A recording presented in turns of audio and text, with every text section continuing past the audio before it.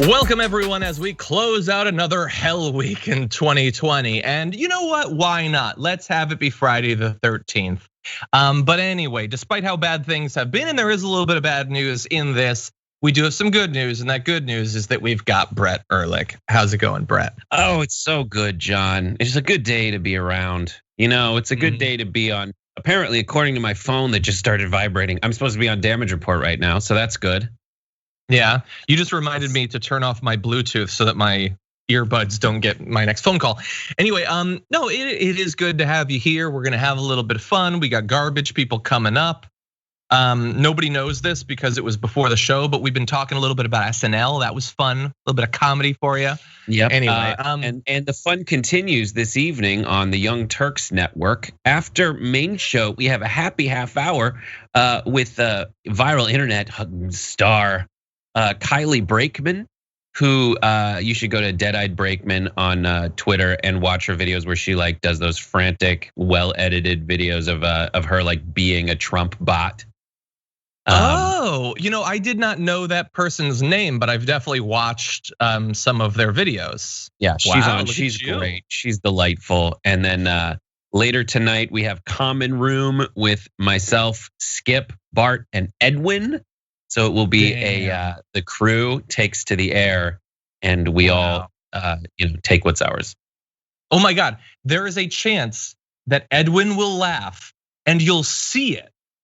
Like you've heard it in the background for years, like the call of a poltergeist, but now you will see it. That's exciting news. I'm very glad to hear that. We should do a segment called Coultergeist. It's Ann Coulter. I don't know. She doesn't make about her. That's funny, but I don't want to talk about her. She's just the reason I did that. The reason I said that, John, full disclosure, is I was picturing Laura Ingraham because I still can't tell them apart. And I was like, oh, it could happen every night. No, that's a completely different, same person. Yeah, throw a little bit of Kellyanne Conway in there and Kate McKinnon, and I don't know exactly where one stops. And anyway, okay, so there is a lot that we're gonna be talking about today, including you're gonna wanna stick around to the end where we have our garbage people of the week. That's always fun. We also have a little bit of fun along the way. But for those of you who are already watching, feel free to hit the like button, share the stream, and continue commenting and super chatting, sending us tweets and all of that, and we'll be responding as we go. With all of that said, there's a lot to get to. So Brett, what do you say? Why don't we launch into this thing? Let's do. Throughout this week, we've been talking about the possibility that Donald Trump might be on the precipice of instituting some pardons. It's sort of tradition, you know, when a president's about to leave, they pardon a bunch of people.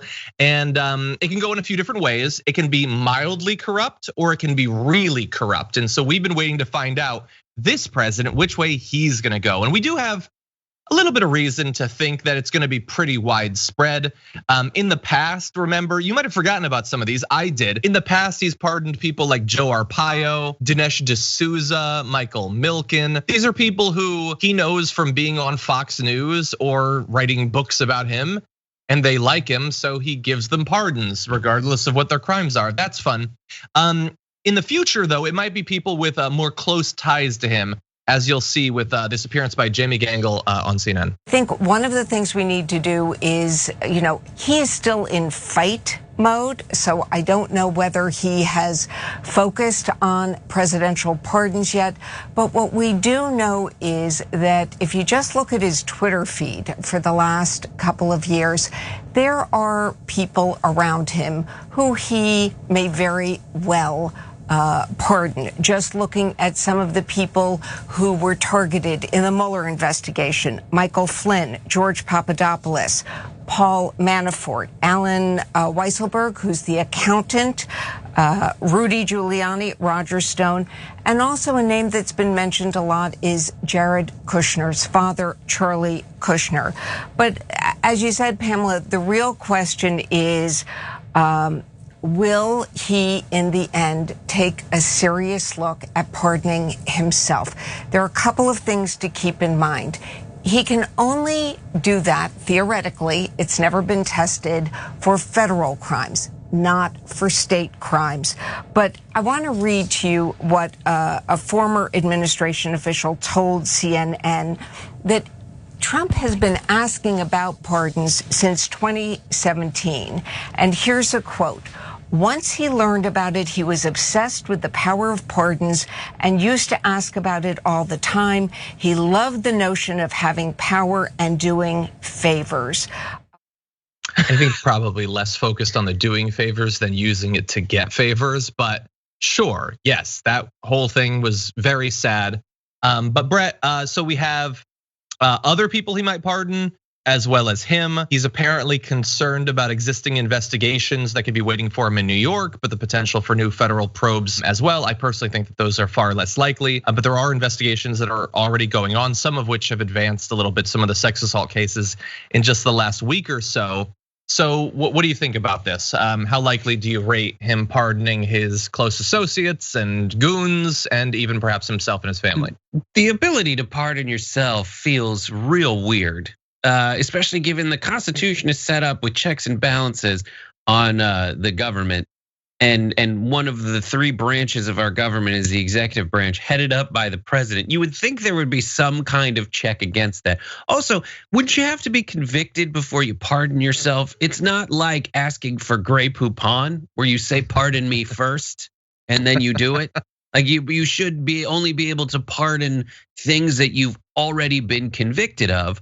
Otherwise, why wouldn't you say like blanket pardon and then just go start killing people? Like that doesn't seem. Yeah. I think the pardon in general is insane to me, but I understand ways it's been used before because I think presidents and parts of the executive branch do the job of essentially setting priorities for the Justice Department. For example, it is still federally illegal to do marijuana stuff, but Obama essentially said, I'm not gonna prioritize that very much right now. So we're not gonna pursue a lot of that prosecution and litigation. But in this sense, like, you can't just say, I think I'm gonna pardon myself. Like he absolutely will pardon his close associates. Pretty much every president has, and we just go like, good to be the king. But in this situation, it does. Pardoning yourself is insane. But the last like very troubling thing is when the reporter said he's been obsessed about it since he found out about it in 2017. Like someone who is that in charge of America theoretically to just be finding out things about America that most everyone else knows. Yeah, no, like we're gonna find out that in like March 2019, he was quoted as saying, wait, you're telling me there's a nuke in that briefcase? Like he has no idea about any of this. I thought it was a football. Exactly. I really did. I think they might be trying to convince him it's a literal football to make it less likely that he'll want to touch it because of the implications of exercise. Yeah, so look, we're gonna have a little bit on the potential legality of it in a second. It does seem wrong. I sort of get it, but it feels like the most king thing in our system. It's like that's one bit of, you're an emperor basically for this one thing. Everything else supposedly there's limitations. Also, there might be one sort of baked in limitation to Donald Trump. Former aides to Trump are split on whether Trump would consider giving himself a pardon. Some see it as a near certainty, saying of course he will, while others believe it's unlikely because doing so would imply that he's guilty of something. Look, I get it that those are people that supposedly know him, and it's not like there isn't sort of some sense to that. But I feel like he could message his way around that. Yeah, he doesn't want to look like a loser, but he also doesn't want to go to jail. And I feel like if those two things are being weighed, I think I know where he's going to come out on that. Yeah, I still am having trouble with the idea of him pardoning himself just in general, implying he's guilty of something. Wouldn't you have to be found guilty of it? And then also, aren't there? Apparently not.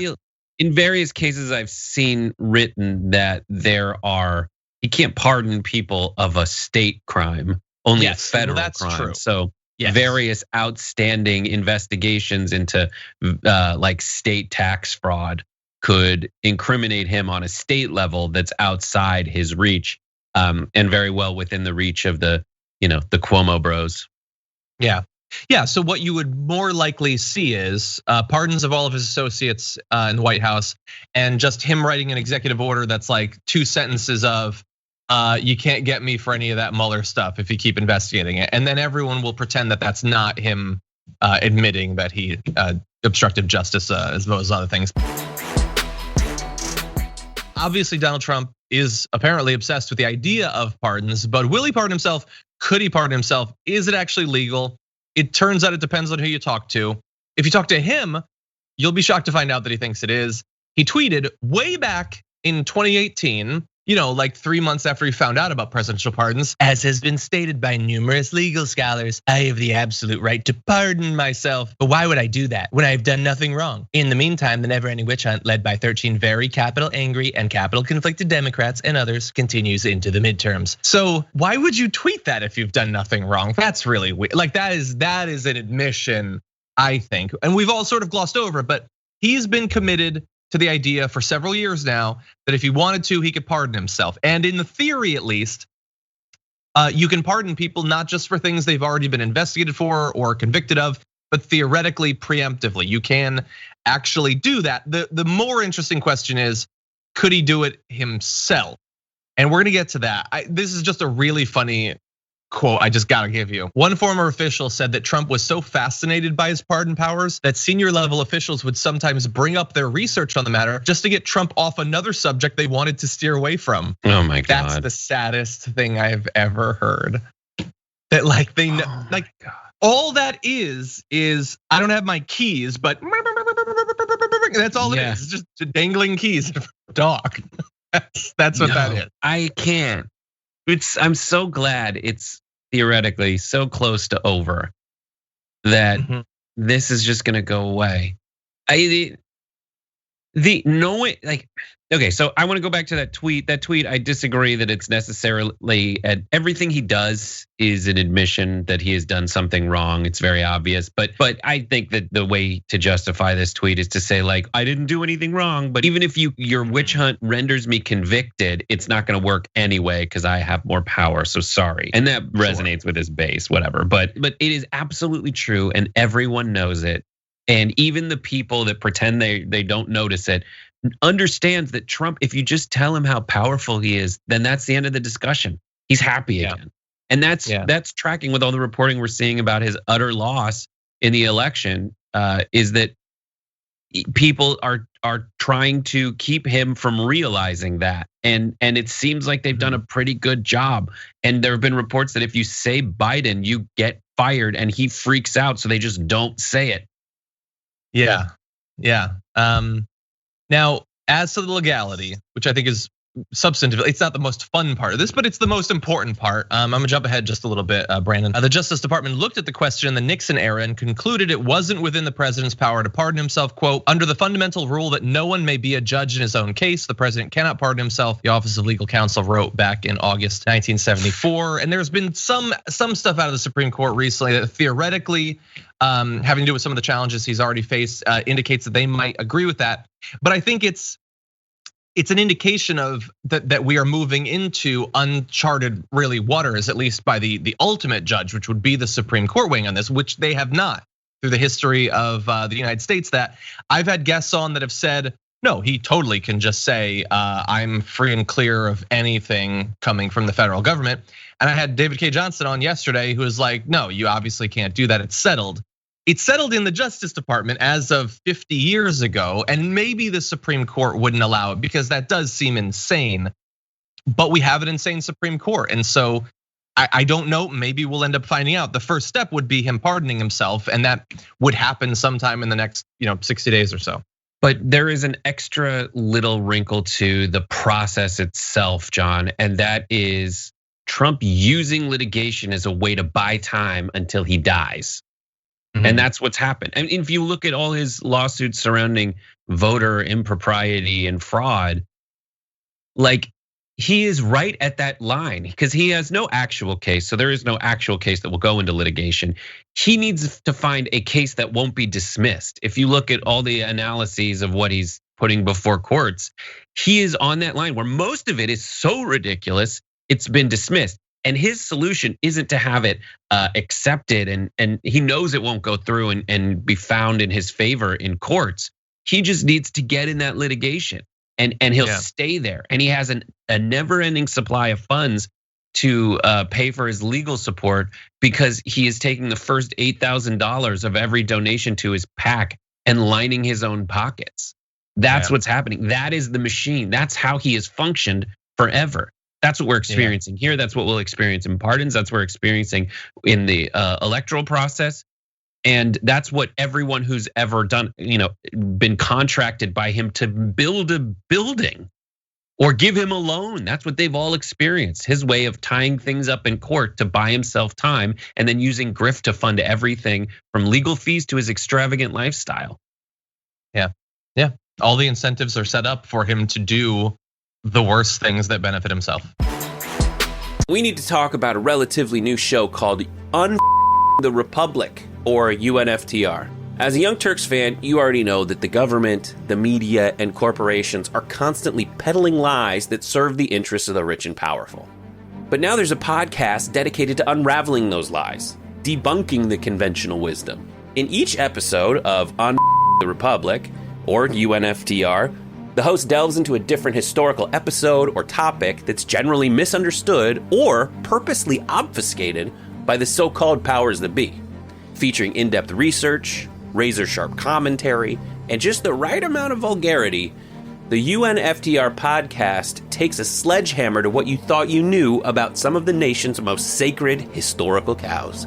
But don't just take my word for it. The New York Times described UNFTR as consistently compelling and educational, aiming to challenge conventional wisdom and upend the historical narratives that were taught in school. For as the great philosopher Yoda once put it, you must unlearn what you have learned. And that's true whether you're in Jedi training or you're uprooting and exposing all the propaganda and disinformation you've been fed over the course of your lifetime. So search for UNFTR in your podcast app today and get ready to get informed, angered, and entertained all at the same time.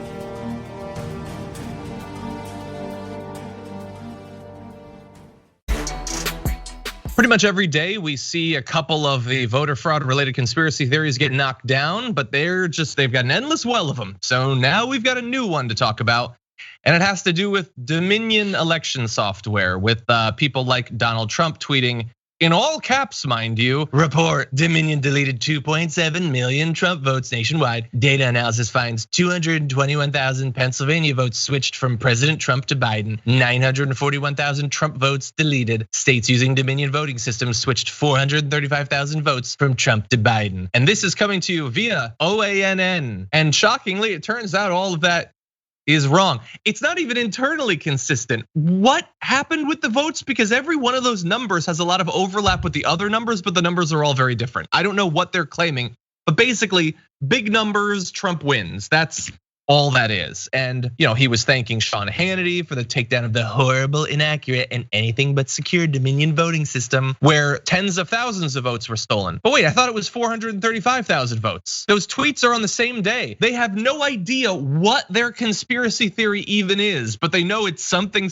Dominion, and Dominion sounds kind of scary. So you just say it, and I guarantee there are 20 million Americans who think Dominion stole the election. They don't know what it is or what happened, but they know that happened at the very least. This old Dominion state. It's like that's Pennsylvania's the old Dominion state. That's why. And it's confusing, man, because my Virginia. So he's tweeting about Dominion, but he also he has to have his cake but eat it in a logical way. So he also tweeted this morning, for years the Dems have been preaching how unsafe and rigged our elections have been. Now they are saying what a wonderful job the Trump administration did in making 2020 the most secure election ever. Actually, this is true, except for what the Democrats did. Rigged election. So dude, you've been telling us millions of votes were deleted and switched, but you also want credit for the most secure election ever, but it was also rigged and stolen from you. Yeah, it is. It doesn't make sense. But what do we expect out of this guy? It is very obvious. Actually, what he's doing is in line with what he's done since the start of all this voting. It's to say the things that are good for me are true. The things that are bad for me are fraud and lies and fake. Yeah. And that's it. I will read you a quote from an analyst who said, I looked into it. With that Dominion software, 5 counties in Michigan and Georgia had problems, and the Dominion software was used in 2 of the counties, and in every instance, largely it was human error, a problem, but the software did not affect the vote counts. You know who said that?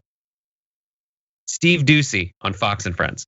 So Fox and Friends is like, listen, it did not affect the vote count. And I think this is what everyone should be focused on right now, the dominant electoral strategy. If you look at the left has this divide between, and there's like 3 different versions of it. The more you like zoom into what the left is, the far, the progressive side is doing. But there is a rift between establishment Dems and progressives. That's what everyone wants you to focus on, and that's what everyone wants you to talk about. On the right, there isn't. They're on the right, as far as everyone knows, the senators are in lockstep with Trump and the people in the House of Representatives, and the only people who are defecting from that were Democrats the whole time. All those Ben Sasses who are angling to bring back the oppressive establishment. But everyone else, even Lindsey Graham, Ted Cruz, Marco Rubio, they're all smart enough to realize that you should embrace your base. Yeah. But what's happening right now, the major liability there is Trump's relationship with Fox News. And everyone needs to point out every time that Fox News goes against Trump, because you have to create that wedge. Because what's Trump gonna do? He's gonna go start his own news network. And everyone should encourage that to happen. Because right now you have the left-leaning folks, you just have, everyone thinks it's CNN and MSNBC, and it's all this like weird area where everybody's fighting with each other. On the right, they should be fighting with each other. Why? Because if you're a MAGA person, every senator kept their job. More establishment House of Representatives candidates used the MAGA crew to get a securer place in government. And what are they trying to do right now? Those senators are in a really weird place where if they acknowledge that Trump lost, now they're embracing reality, but they also are going against MAGA. Good. Yeah. Everyone should be messaging for them to embrace reality because it's reality. And then once they do that, go tell MAGA, listen, everybody abandoned your boy. That's how you have to dissolve that weird coalition between MAGA and everyone else. And this is one little area where we have the opportunity to do it. Ducey just turned on you. Go rebrand OANN, the Tandass News Network. Okay, I have a little bit of breaking Twitter news that goes to what you're saying. I'm gonna turn to that in a second, but as you started to talk about what actually happened with Dominion, I feared that our producer, who did a great job of researching and creating graphics to demonstrate that point, are worried that it wasn't gonna be used. So I'm gonna use a little bit of it just so that their time wasn't wasted. But anyway, statement emailed to reporters by the Cybersecurity and Infrastructure Security Agency, which, as you'll see when I read the graphic, is probably gonna be shut down in like a day, said there is no evidence that any voting system deleted or lost votes, changed votes, or was in any way compromised. The November 3rd election was the most secure in American history. Dominion Voting Systems, which does admittedly sound scary, said in a statement that it denies claims about any vote switching or alleged software issues with our voting systems. It just isn't there. There's human error. And there's, by the way, human error in counties that use Dominion and counties that didn't use Dominion. And what didn't happen is that tens of thousands of votes were switched, or the 150,000 votes that you would need in Michigan. That just doesn't actually exist. It didn't happen. And so you will hear a lot about Dominion for the next 2 days or so, until Trump actually has to go to court over Dominion. And his lawyers, who don't want to lose their license, are gonna have to say, we actually have no evidence that any votes were switched. And then it'll go away and it'll be replaced by something else. How many different theories have we been through in the last 9 days or so? Every day there's a new one. They're gonna lose interest in this almost immediately. Well, there's Sharpiegate that went away, and yesterday it was reported that one of the lawyers in that case used as a witness his business partner. It's like, yeah. Oh my God, where'd you find that sworn friend of yours? And now 2 separate major law firms have abandoned Trump.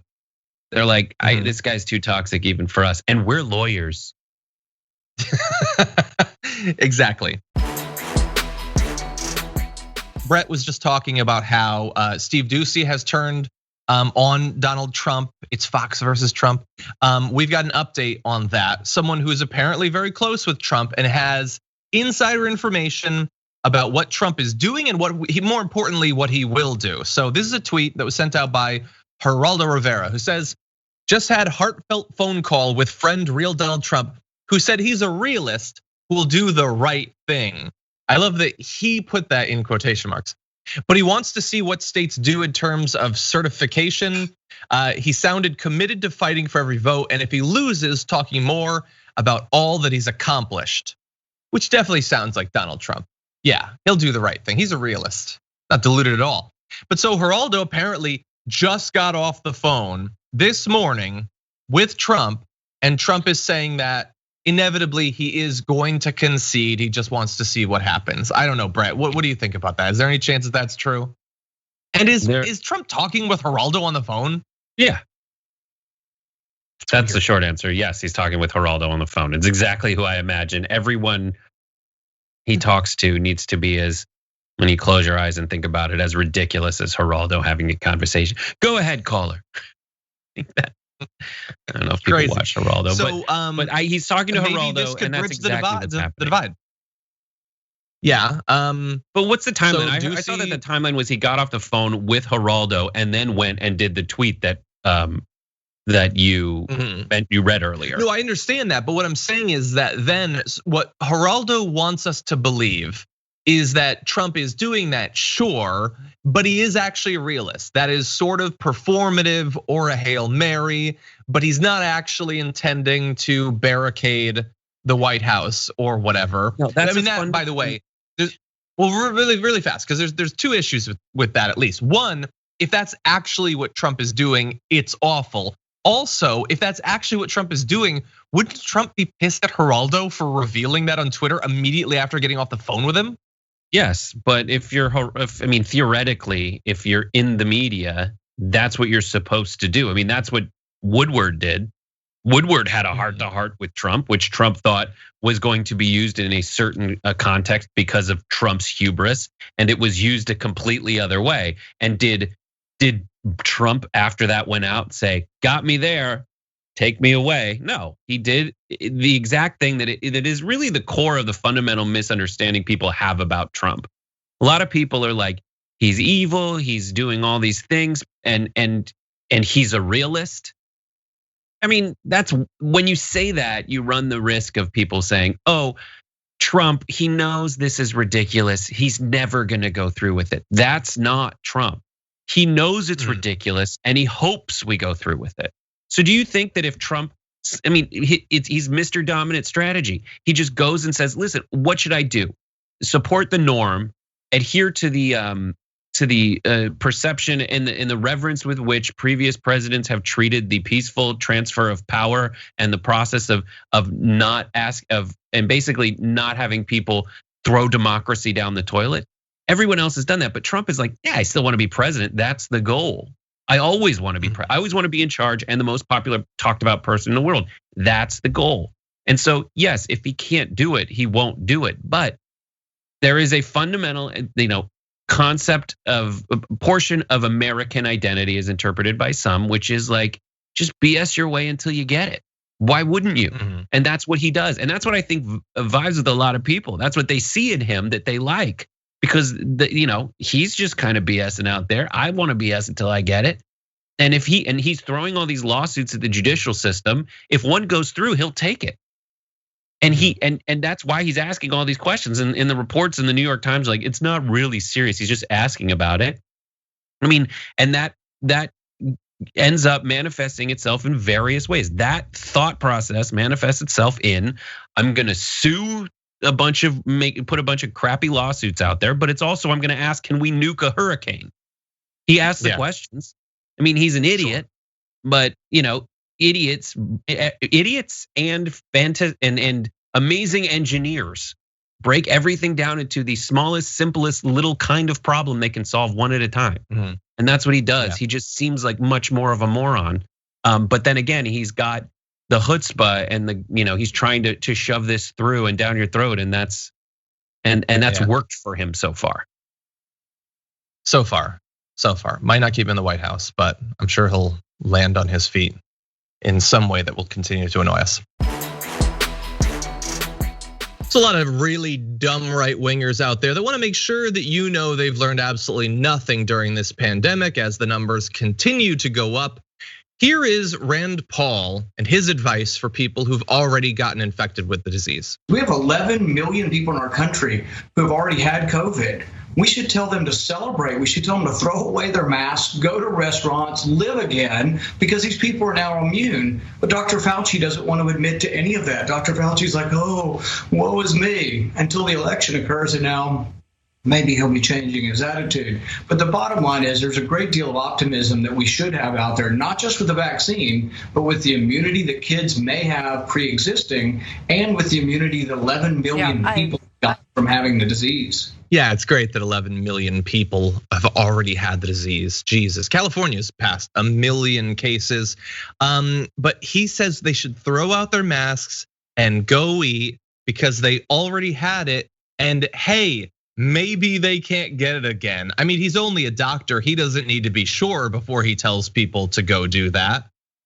He's a doctor and he's giving epidemiology advice like an eye doctor. Like, that's it. Yeah, that's like saying I'm a political scientist. So here, let me design a spacecraft. Like, no, there are certain fundamentals that might apply, like in terms of applying the scientific method, but I have no confidence that Rand Paul, here's what they want you to think. They want you to think that when it comes to having a political agenda, Dr. Fauci has one and Rand Paul doesn't, even though one's just a doctor and the other is a literal politician. Yeah, Fauci's so biased, honestly. No, you're 100% right. Yeah, Rand Paul, he's not saying you need to go out there and start spending money for any particular reason or anything like that. And someone pointed out in Twitch, by the way, it's not just that he's saying that if you already had it, go out there because I'm gonna pretend that you're definitely safe, when there have been instances of people getting it for a second time. They might have absolute immunity forever. They might have relative immunity, like a resistance to it forever. They might have a total or relative immunity for a little while. We don't know for sure, but Rand Paul isn't gonna let that stop him from telling you to go out there. But even in that advice, he said, and the relative immunity that kids might have, he's saying they should go out there. He's not even saying in that they're immune, but they might be, and that would be nice. So, go get them some chicken nuggets. Come on, go put them in the restaurant. But anyway, he can pretend like this isn't serious, and certainly he's not gonna treat it in a serious fashion, but it is 100% serious. Yesterday's COVID tracking project report, we had 151,000 cases, the highest ever. And I understand that you might think, wait, but didn't you say that yesterday? And the day before that, and the day before that? Yeah, that's because all this week we've been breaking records. 67,000 people hospitalized, a death toll above 1,100. Or in the words of the greatest political and philosophical, and indeed every way thinkers of our times, like Dave Rubin, can we all admit that the pandemic is over now? Like, at least give us that as you peddle the rest of this nonsense. Yeah, it's not over. It's not over at all. Sir, lots of people are dying. You peddle the rest of this nonsense. The thing about, and I tweeted this, but like knowing Dave Rubin, let me just give you an idea of what it's like to have a conversation with Dave Rubin. There's no there. There is no this, there. He's just this empty, I wanna be popular some way in him. And it's like, so tell me about your thoughts. And it's everything is, and there's certain people you get on panels with who realize while they're on the panel that they know less about something than you. So all they do is look into your eyes and start talking and steer based on your reaction to it. And that's every time I had Dave Rubin on a panel with me. He would start talking and say like, well, historically speaking, you can't, and I'd just go like this, and he'd be like, well, sometimes you can. And that's what it was like. And you're just like, I'm waiting for you to make a statement so I can react to it. And that's me just listening. I'm just listening, and I'm proving I'm listening by reacting. But now I feel like I'm talking with my face through you. It's like the weirdest, crappiest ventriloquist act that you've ever seen. I think you should be complimented by that, because he was just lost in the night sky looking to navigate, and your face was Rudolph's nose for him. It was just, that's all he can see. I'll tell you who else does it beyond a shadow of a doubt. Jimmy Dore, when he's on a panel with Cenk, it's just question time, like 100%. That's where I first noticed it, and then I saw it in Dave Rubin. Like, it's just, listen, when they're by themselves, they go.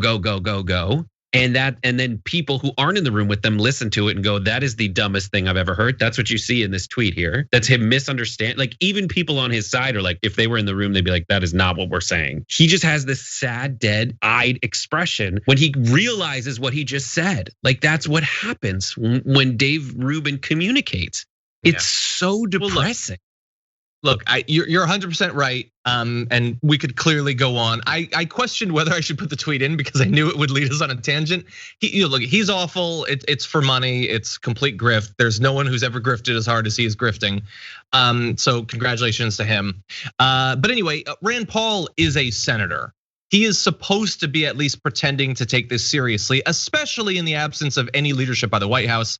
They're just done. They're done. All of them. Trump by not caring, Mike Pence by being willing to go on a vacation during all this, Rand Paul with his throw out your masks. If you were wondering what a herd immunity strategy would look like, this is what it is. Just do whatever and we'll see what happens. And as the numbers go up, we're not going to acknowledge it. That's what this is. This is the herd mentality at play. So frustrating. It's so frustrating. And they're just pretending 151,000 people got it in one day. Not have it. Like millions of people have it right now and are struggling with it. 151,000 in one day. And we're just hoping and praying that that is the highest number. Every day we see the number and we go, dear God, that's insane. And the next step is, please God, let tomorrow not be worse. That's what we're in right now. Or if you're being paid by right-wing billionaires, it's over, I guess. It's nonsense, really. Here's some news that's gonna shock you. On the first Caribbean cruise ship in months, people got COVID. At least 5 people who were aboard it tested positive for COVID-19 because we're in a pandemic and it's a cruise ship. Most people don't know this, but it's something baked into the design of a cruise ship. If you put a cruise ship to sea with literally no people on it, it will spontaneously develop herpes. Disease just festers on cruise ships. And they went on a cruise. This is how we started. I'm pretty sure that the person who ate that bat or whatever was on a cruise ship in the Caribbean. And I hope that they're fine. I hope that everybody ends up okay. We'll have a little bit, and that's I mean, look, they do look fun, I will admit it.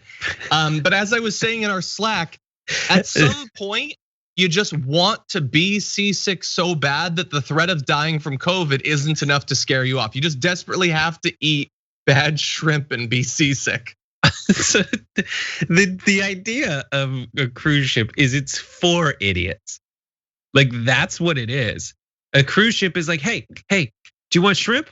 You open, yes, maw. They throw it into your maw.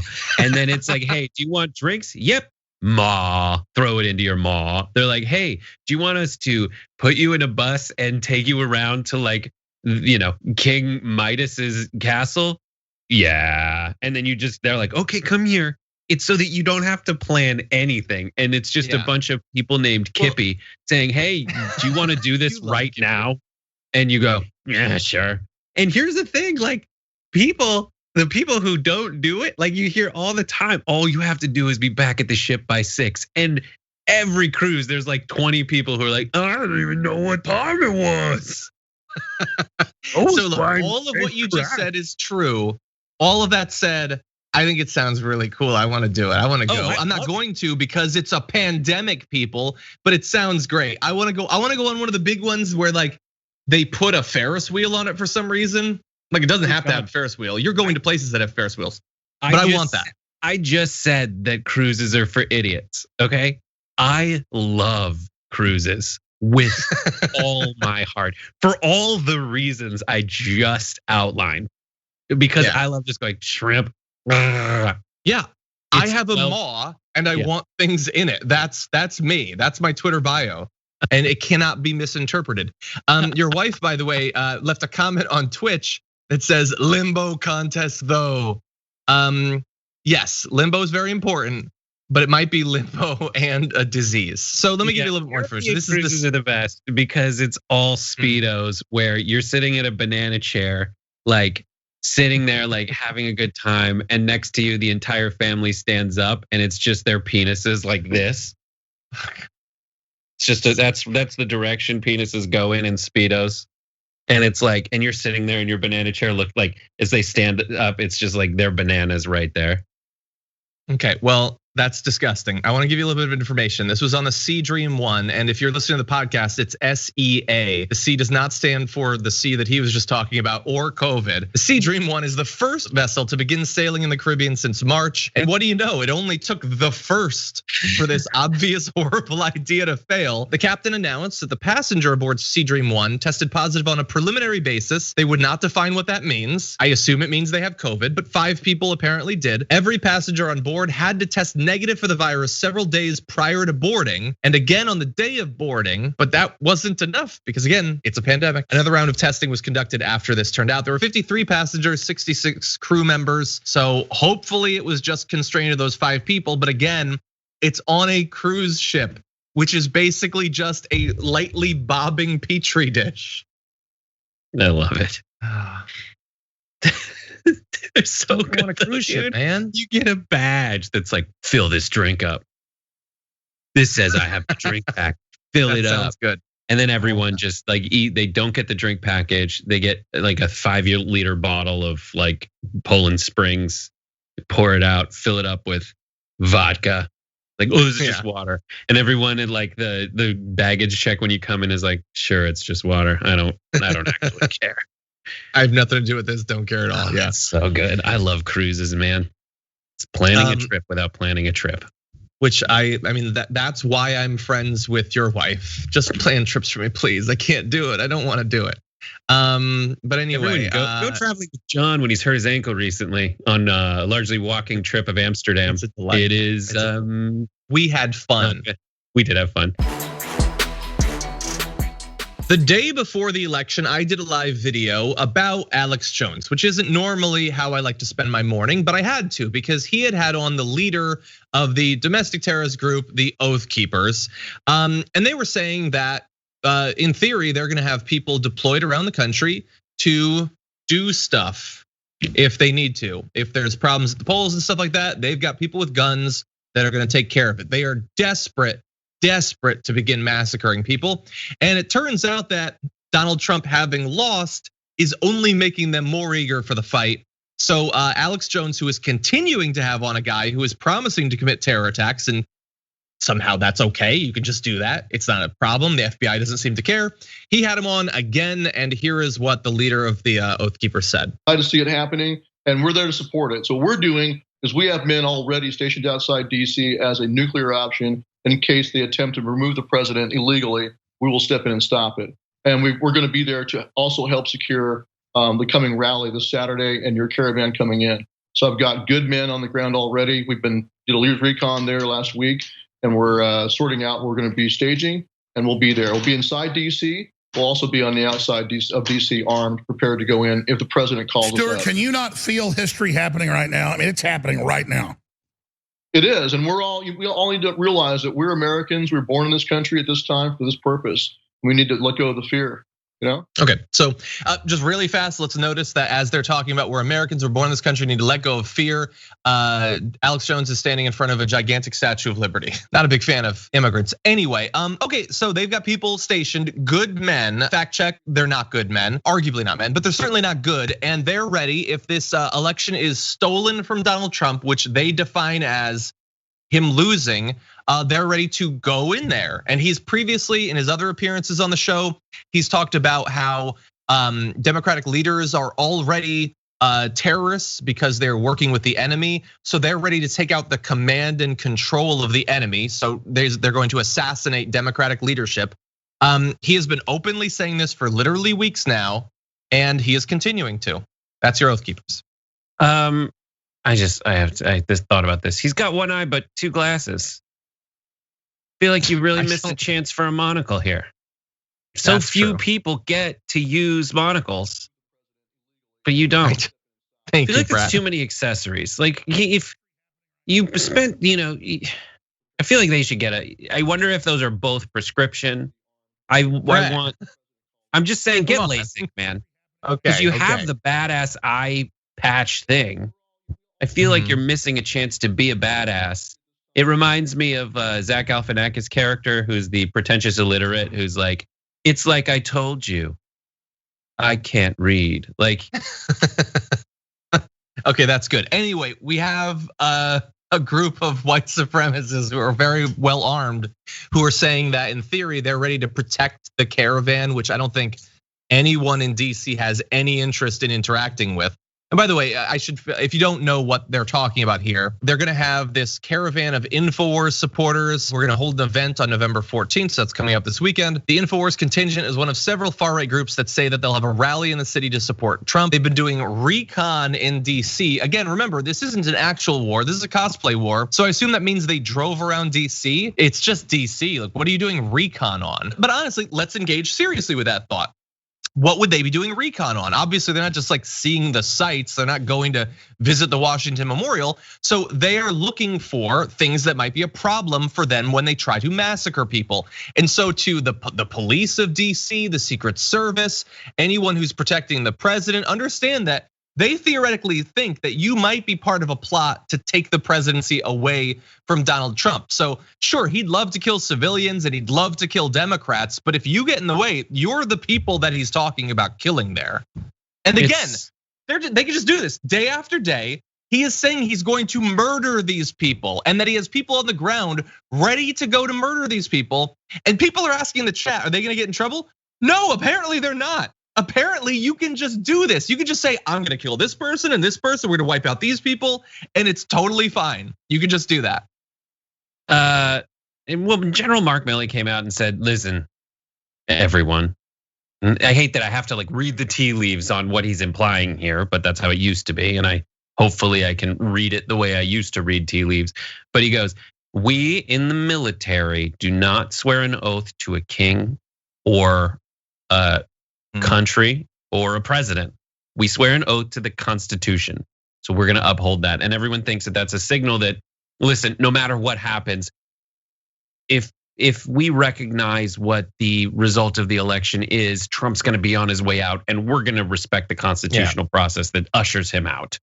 And good luck to all these schmucks out there following One-Eyed Willie who are gonna go in and try to fight against the military. Not to mention like the 90% of people in DC who voted for Biden.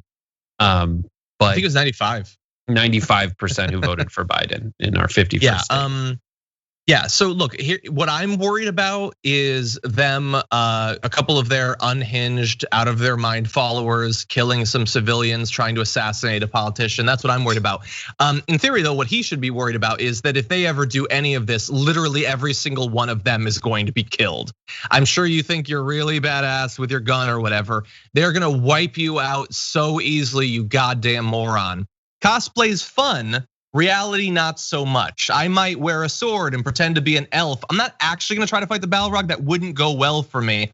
And that's what they seem desperate to be murdered by the FBI, the Secret Service, the National Guard, and all of that. But anyway, and also, you know what? This is one of the reasons why I am so done with Joe Rogan. I know that he's really popular or whatever.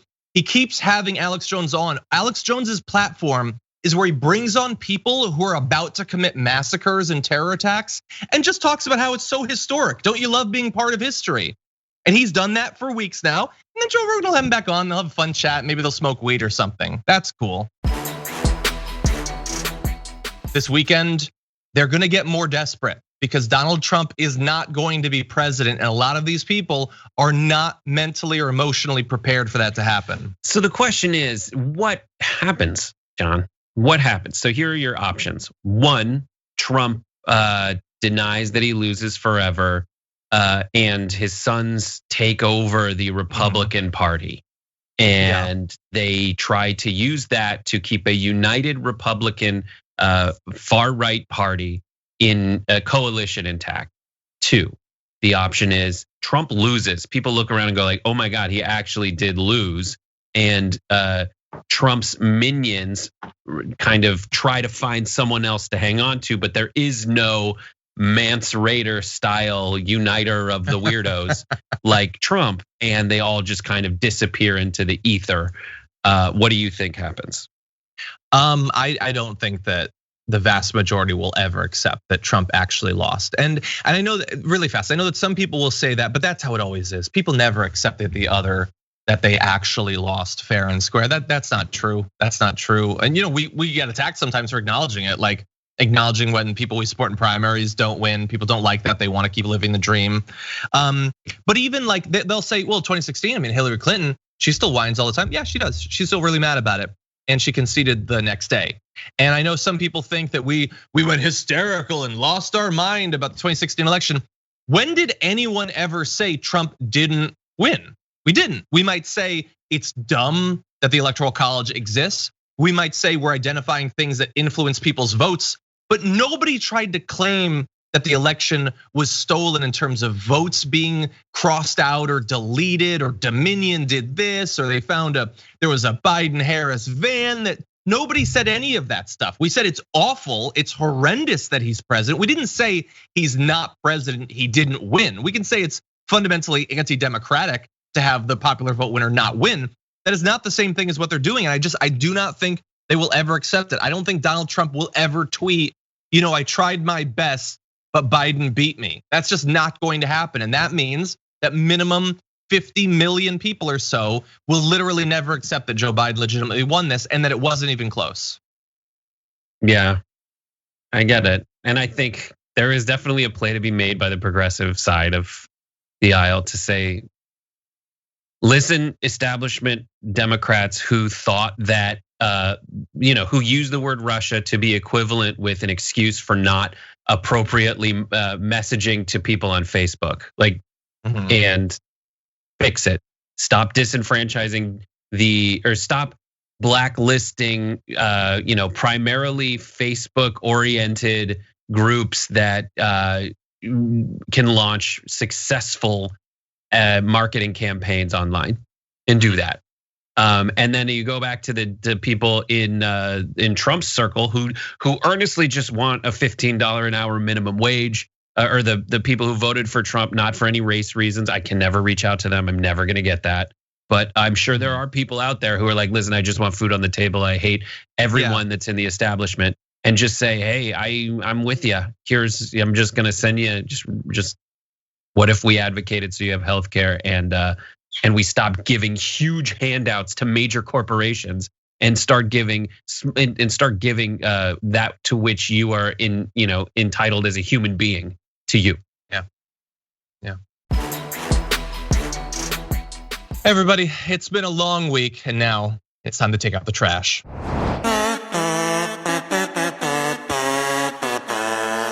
Oh my God, the chat has blown up with those garbage people emojis. So my garbage is going to be this robot doing a bad job of trying to pass for human. Mark Zuckerberg.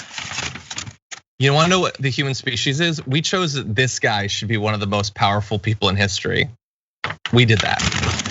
But why? Why? Not just for all the normal reasons, and certainly on any given week, there's a good case for him to be in there. No, it has to do with Steve Bannon. And when just a couple of weeks ago, Steve Bannon on his podcast said this. And that's the second term. Second term kicks off with firing Ray, firing Fauci. Now, I actually want to go a step farther, but I realize the president is a kind-hearted man and a good man. I'd actually like to go back to the old times of Tudor England. I'd put the heads on pikes, right? I'd put them at the two corners of the White House as a warning to federal bureaucrats. You either get with the program or you're gone. Time to stop playing games, blow it all out. Okay, Steve Bannon, who is not just a regular right-wing blowhard of the YouTube variety or the Fox News, or the OANN or whatever. He was very closely tied to Trump, still pops up on their radar, very influential Republican, is saying that the head of the FBI and Dr. Fauci, for some reason, should be executed and beheaded. That is what he is advising the president to do. And that wasn't enough for him to get in trouble. with Facebook. Zuckerberg, who had an all hands meeting recently, told Facebook staffers that Steve Bannon had not violated enough of the company's policies to justify his suspension from the platform, saying, quote, "We have specific rules around how many times you need to violate certain policies before we will deactivate your account completely. While the offenses here, I think, came close to crossing that line, they clearly did not cross the line. So it's not enough to call for public officials to be murdered and beheaded. You gotta do it a couple more times. How many times? I don't know. Let's find out. Let's see as it keeps happening. What? This is the logic at play here, just from a computer programmer standpoint, because that's what he is so stupid. His logic, if applied to the American criminal system, would be you need to break laws enough times for us to put you in jail, not severe crimes. That's what we all use, and there are some ways where it's like recidivism. It affects recidivism rate affects how much we put you away for. There is a way that we factor that in, but man, it's not how many times. There are plenty of ways you can violate terms of service or laws where we look around and say, okay, that's enough. That one was a big enough transgression. So whether his logic applies accurately to Biden, to Bannon, or not, I'm just saying, like, when this is what I get frustrated with from major tech companies, is when the people that, as you say, we trust to be the big, huge influencers in the world, his logic says that the only factor is frequency of violation of terms of service, and does not take into account severity of violation. And that's just so damn stupid. Yeah, well, and also probably not real. I agree with you, severity matters. I think we could have the meth principle, Steve Bannon calling for beheadings, not even once. I think we can all agree on that, but that's not what this is.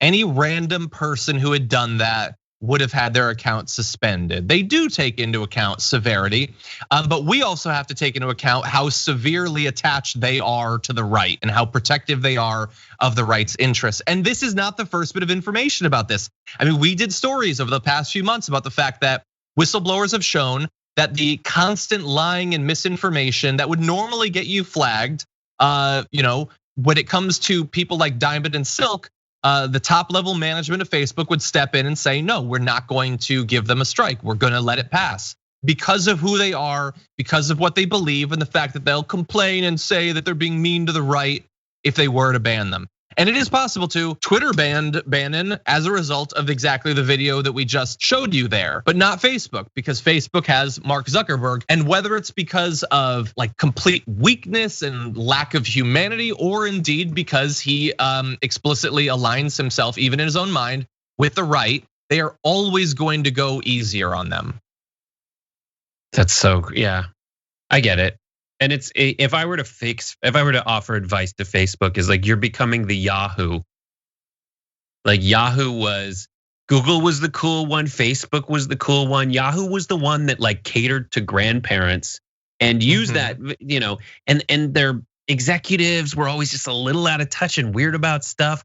And you were like, I just don't think that they're making the right decisions right now. And Facebook is, to me, becoming the Yahoo. They're catering to a certain population that it makes them feel like they're out of touch. And what's frustrating with that is I do believe that that's how Facebook is right now, but the Democratic establishment isn't acknowledging that and isn't acting accordingly. If you said like, yo, you want the same people who use Yahoo Mail, they'd be like, yes, that is our bread and butter. So why aren't you going after them there? Do it. That's who's using it. I saw there's like a shower thought that was trending on Reddit today that was like, as older people misuse the internet, the idea of parental control takes on a completely different meaning. And that's what I think is happening. Yeah, that's funny. Yeah, and my final point is, look, he's not a garbage person just because of this. That is bad enough. It is that, as we were just talking about, we're in a time when there are a lot of crazy, violent people We have leadership with conspiracy theories that have laid the groundwork for the utter demonization and dehumanization of more and more Americans, and Republican leaders that are at least willing to give a wink and a nudge to these theories. We have people who are on the precipice and have already committed acts of terror and acts that have been foiled, thankfully, at the last minute. And Facebook is telling us, no, if you make these sorts of threats, be powerful. If you're powerful, it'll be okay. We're not gonna put you in any sort of trouble as a result of that. And by the way, someone in the Twitch chat, Global Astro says, proof of the point, David Pakman apparently got demonetized for discussing that Bannon clip, but Bannon didn't get banned. That I didn't know that, but if that is true, that is an amazing demonstration of how much they cater the right wing. We had to pull the clip itself out of our, the Young Turks channel video before we posted it. Because between when we shot it and when we uploaded it, it got banned. And they use, and so there's a lot of like things that are maybe practical, but definitely don't hold logically. Like they do content ID software. So if you use, even though legally your claim would hold up to be able to use certain content, frequently these channels, they basically say you're using it at all. You're using a clip at all. You are just as bad as the person who made the clip. When obviously the news uses clips all the time to discuss things in the zeitgeist. But to avoid it, because we know how clunky their systems are, we just pulled it out and put up a slate saying like this got banned by YouTube. Yeah. Take our word for it. He said to decapitate 2 people. Exactly. And it's sad too, because I just want to say like his set. He has like a where's Hunter thing where we saw Hunter, we know where he is. And then if you look over Bannon's shoulder on his TV screen, he doesn't even have like a monitor with his logo or anything on it.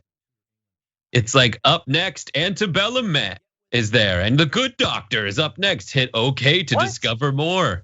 Do you want to watch the good TV? He was just watching TV.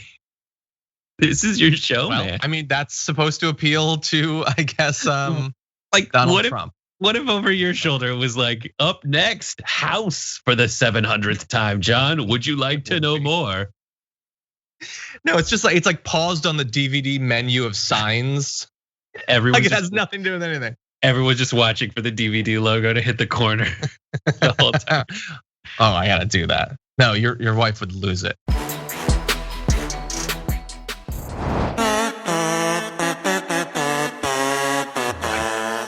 My garbage person is a man named Dean Flamp von Houten III. We have a photo of him. This is Flamp von Houten III. He is the dean of the Electoral College, and he is a garbage person. He's been the dean for 200-something years, and he hasn't changed the curriculum whatsoever. There is no need for Dean Flamp von Houten to still be in charge of the Electoral College because the Electoral College is stupid. Let me take you through the Electoral College's math curriculum.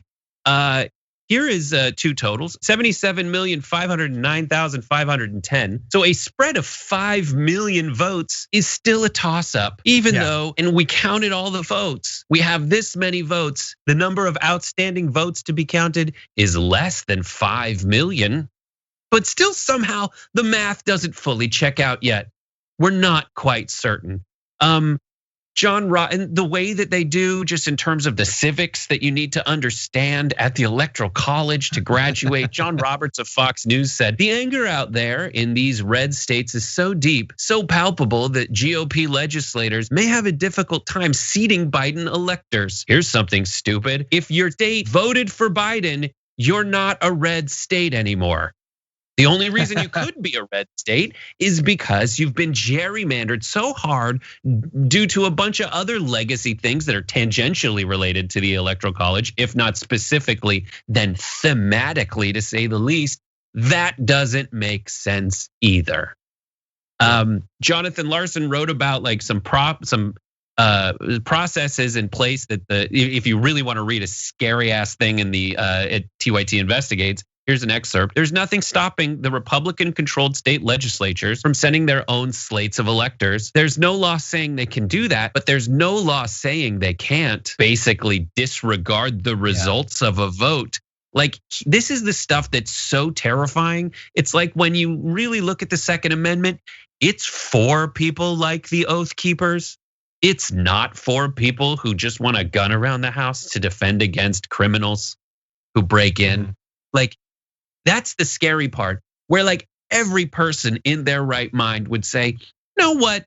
It was a long time ago when they designed the Constitution, and there were a lot of practicalities that involved horses and buggies and lack of television and even radio that made it difficult to really communicate a lot of stuff. All of that has been remedied, yet the Electoral College and Dean Flamp Van Houten III still hasn't really come around yet. No, we're gonna keep it the same way. Guys, he's dead. He died a long time ago. They just put glasses on him and updated his wardrobe. And rather than have an easel that he is at to, like one of those student desks that you used to have a drafting board, they just got a new bamboo-based tablet to set it up against.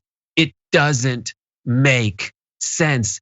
And even people like Lindsey Graham and those in Trump's orbit who are advocating for basically doing an end run around what we've at least come to collectively interpret as the norms for governing how you apply the principles of the Electoral College. They, in saying they want to disregard who the elector should be and put in other ones, means they want to abolish the Electoral College too. And they're looking for things that are loopholes. No one likes it.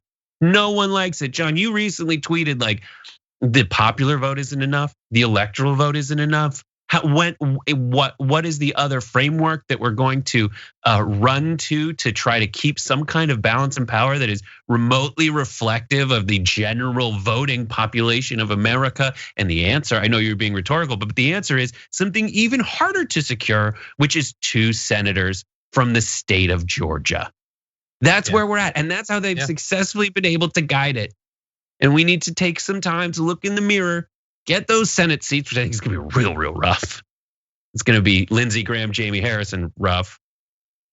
And then we need to reevaluate, and we need to find a way to at least make, if not delete the Electoral College, if the Senate is still a nightmare, we need to find a way to keep it, to keep the way that our government works at least moderately reflective of what most people in that country want.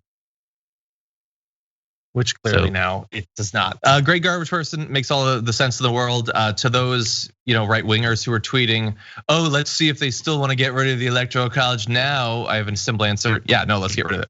They won't, I'm sure. Nothing's gonna happen, but they definitely should still get rid of it. Us winning in the Electoral College doesn't mean it's not stupid still. It is. I totally agree with you there. By the way, that thing about the Republican legislatures being scared of these people so that they'll flip over the votes. Think about that. That they are more scared of right wingers who are angry that Trump lost than they are of what the majority who voted blue will feel like when their votes are nullified. Isn't that amazing?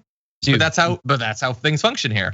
Oh, all the time. I remember when I first started working on your show, there was the main ranked choice voting issue where it's not like frequently you elect your representatives and you're like, come on, representatives, do that thing I want. And it's like, well, I'm trying to interpret what you want. And then you have a referendum where it's like, no, this is exactly what I want, ranked choice voting. And then the legislature was like, no, let me tell you what's good for you. Same thing happened in Florida with referendum on people who have repaid their debt to society to vote again. And the legislature's like, it's fine, I'm just gonna say no to you. How many times does it take? We just want something that's moderately representative of what we want. Exactly. So Flamp Van Houten is yours, Mark Zuckerberg is mine. But what does the Dragon Squad think? Well, they chose a garbage person this week by going to the community tab at the YouTube channel and voting. And I'm gonna go from 5th place up to 1st this week. We have 5th place, Matt Gaetz got 2% of the vote for being a creepy tool, so that's fun. In 4th, we have GSA Administrator Emily Murphy for holding up the transition. Fun part about that is that I now know who the administrator of the GSA is. That got 11% of the vote. Bill Barr is at 13% in 3rd for turning the DOJ into Trump's personal law firm in terms of launching that investigation of voter fraud that he knows damn well didn't happen. In 2nd place, GOP members of Congress for refusing to accept Biden's win. They got 27% of the vote, but we're giving the garbage person of the week for the TDR community and Dragon Squad to Mike Pompeo, who got 46% of the vote for his 2nd Trump administration comments. Although really that's kind of like the second one. It's Republicans who are going along with it. And honestly, many of them are going to experience something that Trump defenders inevitably experience. It is defending the president until finally he throws you under the bus by changing his position on something without letting you know first. Trump will concede he'll let them go all out saying that the election should be nullified and all that, and then he'll just concede and they'll look like idiots because they are for following a guy like this. So thank you to everybody who voted and participating in that. This is democracy, okay? I don't care what Flint Van Houten III says about it. Anyway, Brett, thank you as always. Great to have you here. Can't wait to see what Happy Half Hour and the comment room are gonna be like coming up later today. Fantastic, thank you everybody. For many people who, like me, put the fight against the climate crisis at the top of their politics, that was one of the biggest reasons to choose Joe Biden over Donald Trump, was that Joe Biden seemed to care more about this issue and seemed like he might be able to be pushed to do even better. And if that pushing is going to happen with him now being the president-elect, one organization that's going to be at the forefront of that is going to be the Sunrise Movement. And so I'm very excited to be joined by a spokesperson for the Sunrise Movement, JP Mejia. Welcome to the Damage Report. Thanks so much for having me on. I'm happy to be here. We're thrilled to have you here, and I'm very excited to see what the Sunrise Movement is going to do to try to get him to do what's right on the climate. And you guys haven't waited. Right out of the gate with him winning, you've been trying to pressure him. So tell me a little bit about the strategy. We're still a couple months out from inauguration. What's the plan to push the Biden administration? Great question. I'm happy to be here answering them. So Joe Biden and electing Joe Biden was not the end goal, right? There's still so much to do, and we've got a plan for that. We've always had a plan, and that's what we're going through right now. Biden was elected by a historic mandate for action on climate, COVID, systemic racism, the economy, and to fulfill that promise that Biden and Harris ran on to build back better, they're gonna need a team who represents the ambition of their vision, not the folks who got us in this mess. So for those reasons, Sunrise has come out this week saying, listen, you've gotta have these picks in your cabinet, folks who are ambitious leaders, who are staunch movement allies to lead us to the sort of world we need to be at, and also the establishment of the Office of Climate Mobilization that will foresee this national project towards a Green New Deal throughout all of our sectors and agencies in government. Yeah, so I know I saw some of the suggestions for different cabinet posts. I don't actually recall if I saw one specifically to lead the EPA. I know that would only be a part of it, but is there a suggestion that Sunrise is making specifically for head of the EPA? Yeah, so in terms of the cabinet, we've made our picks very purposeful to be in line with our movement and really address the scope of what the Green New Deal is. So we focused on, everything from Treasury to Secretary of State to Labor. And for EPA Administrator, we've chosen Dr. Mustafa Santiago Ali. And Mustafa Ali, he is a visionary environmental justice champion. He's been working on social justice issues like I have at the age of 16. And he joined the EPA as a student and has been one of the US's most respected voices on climate and environmental justice issues. And that's definitely what we're gonna need to recoup from these past 4 years. Yeah, and look, from top to bottom, the picks are awesome. I mean, Pramila Jayapal being there to push for Medicare for all would be great. Rashida Tlaib would be absolutely awesome. I personally can't imagine they're gonna choose her just because of how awesome it would be, but great picks. And the suggestions that were made, they were widely, like New York Times had coverage of your picks list. So it's being sent out there to Joe Biden. So far, has there been any response from his administration, any acknowledgement of the suggestions? So far, I can't say we've heard anything back besides those who are actually our picks, which I think would be, quite ready to meet the moment, which is why we made the decisions to pick them. However, regardless of how the Biden administration responds to us, we know that we're going to continue building up pressure to actualize the vision of our movement, because that's what we elected him for. Yeah, so those are the picks. In terms of, like, everybody now is waiting to see what that first day of the Joe Biden presidency is gonna be like. What is he gonna prioritize? And obviously, we don't yet know what the Senate is going to look like, so it's hard to say exactly how legislation is going to shake out. But there's a lot he can do in various areas, including the climate, just through executive orders. He could do it on day one. Are there any particularly high-profile things in any of these areas, including climate, that Sunrise would like to see him prioritize right out the gate? Yeah, so climate is a culmination of lots of things that we've done wrong, right? And we know that we don't want any personnel on his cabinet tied to any fossil fuel or corporate interests. But beyond that, when we talk about the Senate and the fact that it's pretty vulnerable right now with what's going on in Georgia and the fact that it can swing either way, let's say Republicans do take hold of the Senate. What is gonna happen next? Well, we know that Joe Biden was elected on this progressive mandate with, in fact, his climate plan being more popular than Joe Biden himself, which is kind of funny. And our key demands for executive action, which he should use every tool in his toolbox for, are the stopping of drilling on public lands and waters. We want to end fossil fuel subsidies, block the construction of pipelines, and finally create that progressive cabinet on climate and that Office of Climate Mobilization, using the Defense Production Act to mobilize the full resources of the federal government to tackle this crisis at its scope. Yeah, and look, his climate platform shifted during the primary, and after he was chosen, there were those working groups he set up, which Varsity Prakash, the Sunrise Movement, was involved in, and some good stuff came out of that. So there are some good signs. What would you say you or Sunrise are sort of watching for that would be a bad sign, that in theory would give you an indication that perhaps he was not as committed to doing something about climate as he implied that he was during the primary? Guilt by association is very real here. And we know that we are not going to leave this mess with the folks who created it. That's why we're putting most of our pressure right now on making sure that the team who surrounds Biden's administration and its leadership is progressive and forward thinking and is representative of the United States in both class and race. And we wanna make sure that Joe Biden has no ties to fossil fuels through his cabinet and so on. So definitely that's something that we're looking out for and are examining red flags. Yeah, and mostly we've been focusing on Biden because, of course, thankfully, very soon he will be president. We still have a little bit more time with Donald Trump, and I'm just curious, in the area of climate environment, in theory, almost anything that he did other than the emissions that are already out there and baked into our atmosphere could be reversed. His methane emissions changes and things like that, the CAF standards.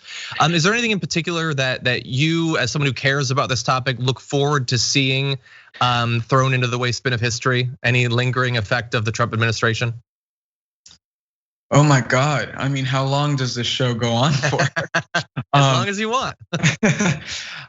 There's lots that we really have to recover from Trump administration standards on the environment. I mean, we know that all of these rollbacks have predominantly affected Black and brown communities during a time in which they're already crying for help. We've given a whole new meaning to sort of the phrase "I can't breathe" at this point. And we know that Trump is sort of combining the effects of climate change and his love for profit in this brutal way. We know that he has used the effects of climate change, whether it be through natural disasters or droughts, for example, to rationalize some pretty horrible actions. For example, in 2018, he reallocated FEMA funds over to ICE. It's just this brutal sort of ideology that's rampant right now throughout the federal government, combining with climate denialism that is really on the brink, or even full on fascism, that we're really gonna have to stray away from. I agree, and it's good to see that for the most part going away. But we're gonna have to be vigilant to make sure that the things that takes its place is as good as possible. And I'm glad that organizations like the Sunrise Movement will be doing that. JP Mejia, appreciate you taking the time out to join us. Thanks so much. It was great to be on.